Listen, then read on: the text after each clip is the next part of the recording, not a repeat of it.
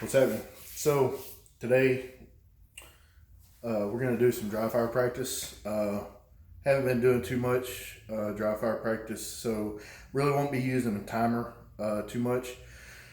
So when we dry fire practice, we want to make sure that the ammo is in a whole nother room. We don't want to pick up any kind of magazine that is or may be loaded. In this case, magazine is in another room. There is no ammunition that I can get to readily right now where I'm at. So you always want to check and clear the gun. The gun is clear. No round in the chamber, no round, no magazine. Not going to really do any mag reloads right now. Just going to do a quick video on a little more in depth on how I approach my dry fire, daily dry fire. Being yesterday, I went over the 4 rules of handgun safety, or gun safety rather. So the gun is clear. Always make sure the gun is clear. Check, check, check, check as many times as you want to make sure that you know that there's nothing in this gun and this gun is completely safe. This is my everyday carry, so I have to I take the magazine out and put it way away.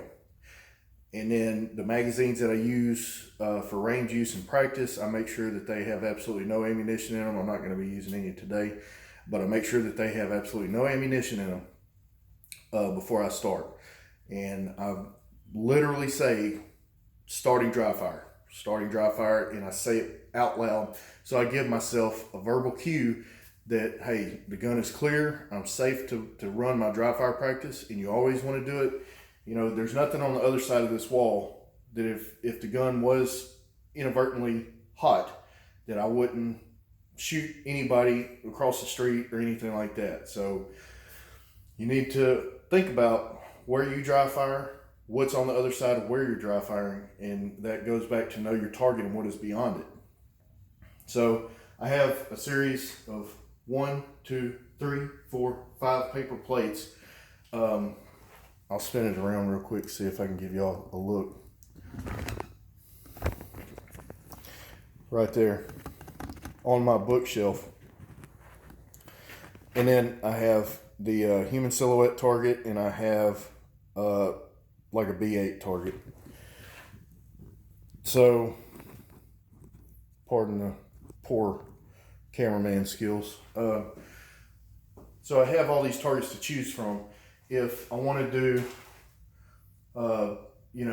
just one rep from concealment, I usually, dry fire at the human silhouette target. Let me try and straighten this up a little bit.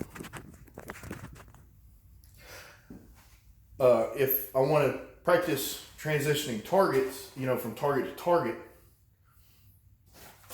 I'll draw, fire, fire, fire, fire, fire, and go from plate, paper plate to paper plate. And even one of these has a red big dot scribbled in the middle of it to kind of simulate a stop plate for practicing for the steel challenge. I know they're really close together, but it still kind of keeps you in the mindset that, say, all the targets that don't have the red mark on it are going to be the ones that you shoot first, and the red is going to be the stop plate, and that's the last one you shoot. So that kind of helps me practice for those steel challenge meets that I go to from time to time. And it helps kind of make you think. You can move the red marker paper plate around and kind of change it up, so you're not doing the same thing over and over, and switch up the order, and shoot those in the series in a string, where you shoot all the white ones and then you shoot the one with the red mark last. So we'll just do a couple of reps, and we're just going to do hands relaxed, and always make sure you reacquire your sight. You acquire a good sight picture. You find your front sight, focus on the front sight, and squeeze the trigger off, and then confirm your shot. And even in dry fire, you can confirm your shot by just squeezing the trigger during dry fire, and then knowing even if the sight was low or you was aiming wrong or low on the target, that when you squeeze that trigger, you know exactly where that bullet went. That's what you call calling your shot. And you should do that all the time. You should know as soon as you pull the trigger, even if it was off a little bit, you should know exactly where that bullet's going. Unless you just totally miss the barn completely. And so we can do hands relaxed. So hands relaxed is just hands down, just hands relaxed. And you grab your garment, hook, press out, find your sight picture, and you squeeze off the shot. I don't think I'm really going to break it down too far today. There's so many videos out there for that, but I mean, just to elaborate a little bit for those who care to know, when you grab your garment, you grab it like this. You reach down and you grab the bottom of the garment and you pull it up. At that point, you pull it up to about your solar flex, or right in here just at your sternum, and that gives you enough room to clear your garment to grab the gun and meet up and press out, find your sight, and squeeze the shot off. A lot of people carry either appendix or 4 o'clock or wherever they may carry. They carry their gun every single day, but they don't practice their draw. And you don't, when you're starting out, it's really scary to grab that gun and pull it out of the holster the first time you ever do it, especially live fire, because there's so many things that can go wrong. I remember the first time that I drew from outside the waistband, just a range rig, my first holster, my first strike fire gun. A friend of mine asked me to draw on the timer and see what it looked like. Just didn't know anything. I've always used wheel guns and stuff like that, years ago.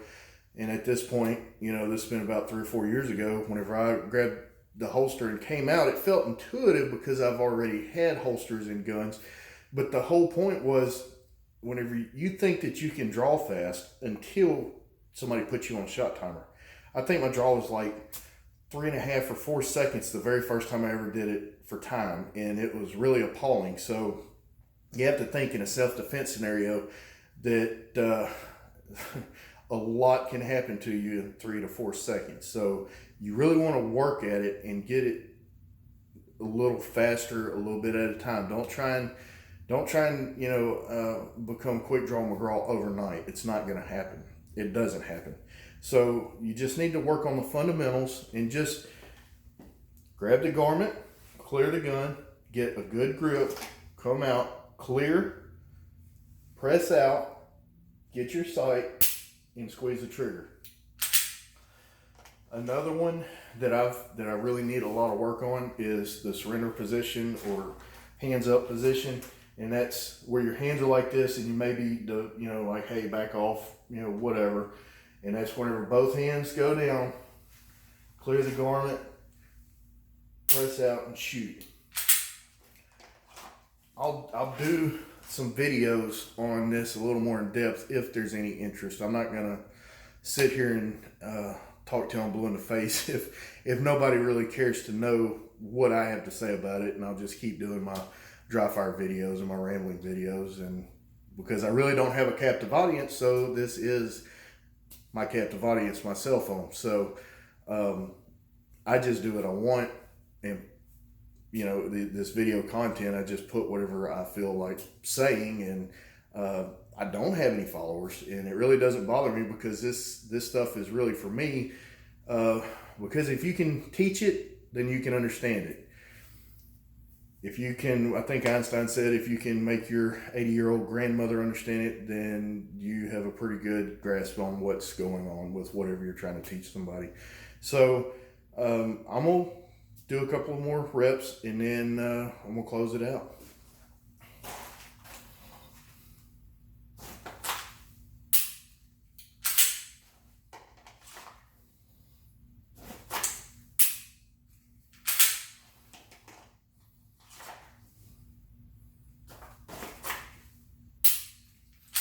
You can see every so often I'll miss the shirt. And I'm starting to get into a better habit of not just stopping and just keep trying to get the shirt until I get the gun out, because in a real world scenario, you're not going to have the option to say, hang on, let me start over, start my draw over, and let's do this right. You got to just keep going until you get the shirt, no matter how silly it looks.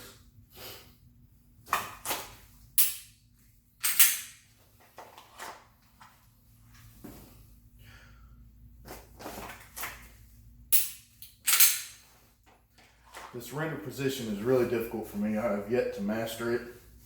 I've yet to master any of it, but that's the one I have the most problems with.